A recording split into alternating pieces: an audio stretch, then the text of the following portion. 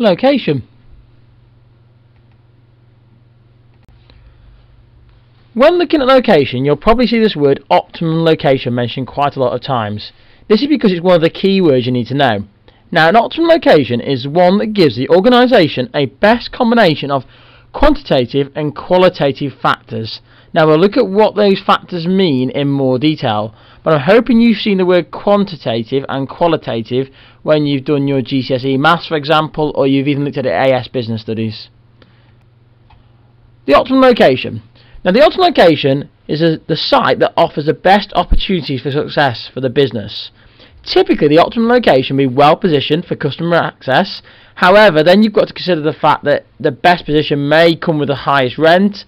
Is it going to be the optimum location forever, or is it going to change?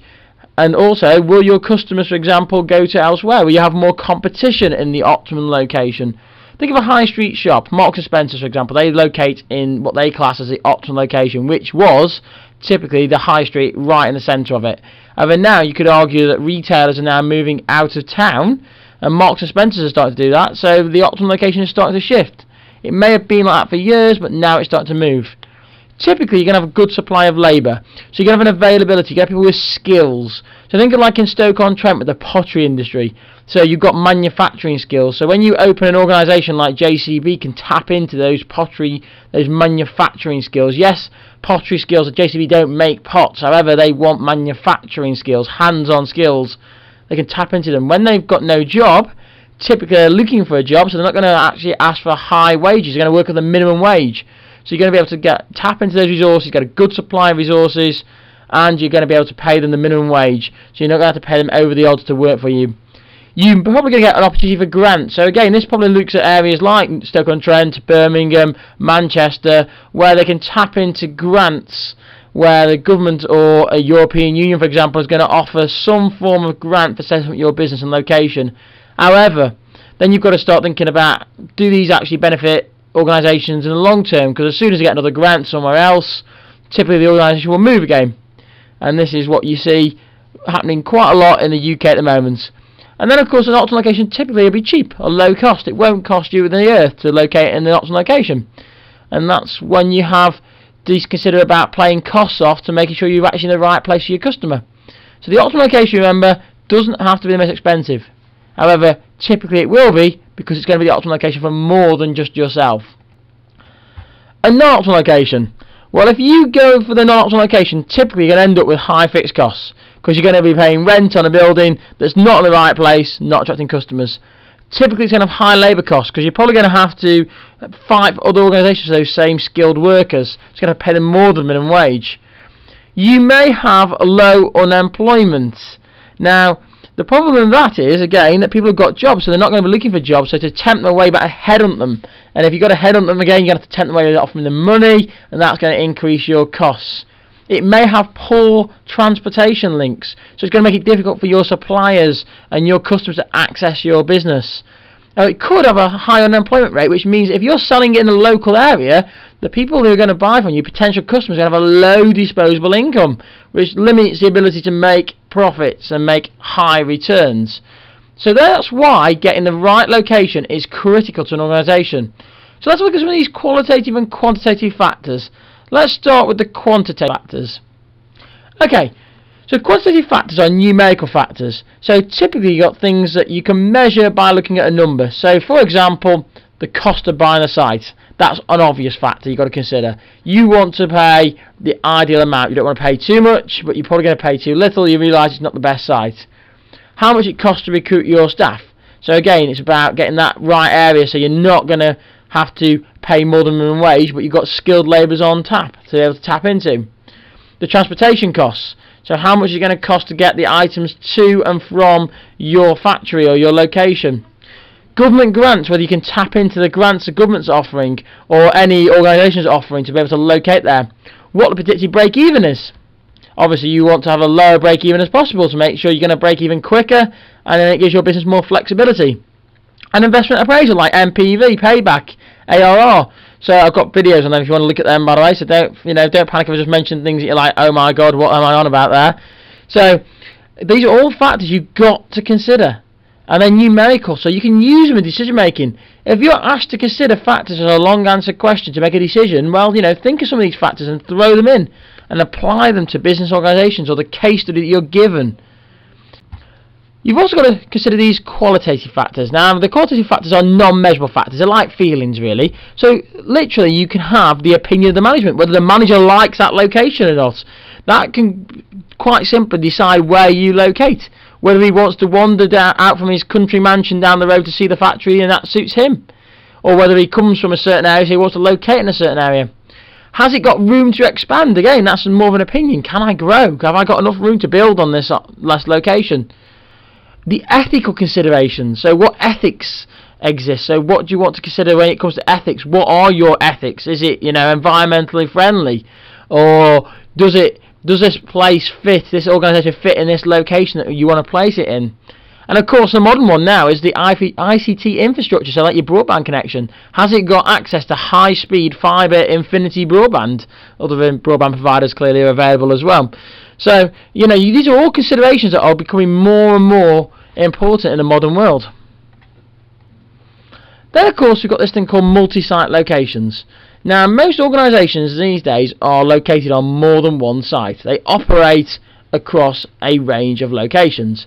Now typically the benefits of operating on a multi-location is you get increased brand awareness, you're going to get increased convenience for your customers, and you're going to reduce your transportation costs. So in theory this is going to benefit your organisation in a massive way. However, you've got to also consider the drawbacks, such as like communication issues. How quickly can you get a message to both, well, say both your sites, all of your sites that you've got out there? How quickly can you communicate with them? Will something get lost? Will you have a barrier to communication that gets in there? Will you have any issues with cultures? Now that can be cultures within the organisation, or it could be cultures if you are going to be a multinational location. We'll look at that in more detail in a minute. Will you lose control and direction? So the head office, will they lose the control of that organisation and the direction they want to go to? Will that lead to diseconomies of scale that are going to happen in the organisation? And you've got to consider all these factors when you want to choose to do it. However, you typically find that multi-site locations do get favoured because of the brand awareness and the convenience and the ability to grow your business. That leads us on to global locations. Now, typically, when you look to locate globally, you sort of what's called offshoring. So you look to locate overseas and you want to offshore your organisation. This has become more and more evident because of the improved communication links and the improved transportation links. And multinational organisations have driven this offshoring idea forward. Now, some of the benefits of locating internationally tend to be, you see, cost reductions. So think of like your organisations like Norwich Union, for example, who have located the call centres to India. The benefit of doing that is you're going to pay lower wages because they haven't got the same minimum wage. Now, that is a massive benefit, and it's been made possible because communication links are out there now so you don't have to worry about that. The internet is much better than it ever has been, so you can operate that, and they speak fluent English. So at the end of the day, it's a perfect opportunity to reduce costs. You've got access to global markets. By taking your brand overseas, you're making customers in new markets aware of what you offer, and that can give you that potential ability to tap into that market. That's typically done with companies like Coca-Cola who bottle their plants, have bottling plants all over the world, so that people get access to their brand and they get a relationship to that brand and they get attached to that brand and then they sell more items. And you also get to avoid trade barriers. Now remember, trade barriers are like these restrictions, tariffs that are placed around countries or trading blocks to stop you selling into them. So stopping people from importing into those countries. Now, if you locate within those countries, you're going to probably avoid those trade barriers because you are located in there, you can sell from that plant into that country. So again, it enables you to become a more competitive player in a new market. However, you do have to consider some of the drawbacks of international location, such as cultural differences. There will be massive cultural differences. Sometimes, for example, in some countries, you will need to allow time for people to pray, or you may need to consider the fact that the time difference is completely different. It's going to get in the way of how they all operate in the organisation. You may find the way people operate on their breaks, or what days off in the week they need off, or what times they need off in the week, or at the weekend, for example. that can all affect the way the organisation works. Cultural differences can be massive when you start looking to offshore and go overseas. The expectations of your customers. Remember, customer service is all about meeting the expectations of your customers, and potentially you can damage the customer relationship and the customer loyalty you built up. This is happening a lot with organisations who then started moving their organisations back from where they've offshore because their customers don't feel they're getting a good service. They may be getting a good service compared to what the organisation was offering in its own mind on a cost figure. However, if your customers don't they feel they're getting the expectation level and it's not satisfying their needs, they'll go elsewhere. And this is what's happened in a lot of organisations. So a lot of people have brought their call centres back to the UK, for example, because they said their customers were not happy with the service they were getting. And then you've got ethical considerations. So, for example, you've got like where you make and manufacture your clothing items. So you've seen this like with the stories about the sweatshops or the actual factories in Bangladesh that have collapsed recently. So again, is it right to make products out and exploit child labour, for example, or to pay a cheap and a low wage to people who can manufacture these items? You've got to consider the ethics that go alongside this.